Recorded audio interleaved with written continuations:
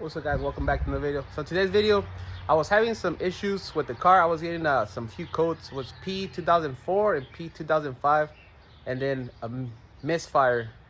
And then I popped the hood open, and this is what I found. So I didn't record the whole process, but this one here and this one here, I'll put some pictures in.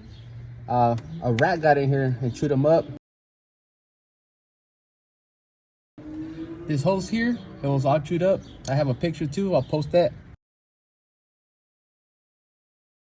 So it was giving me IMRC codes saying that bank 1 and bank 2 were wrong.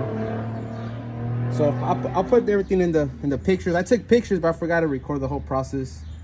And then we're gonna be installing some tires, some rear tires on the car. Got some new tires for the Shelby.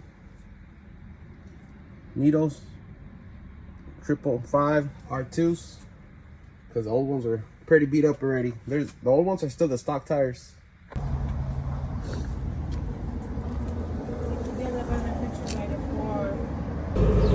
Before is gonna be after.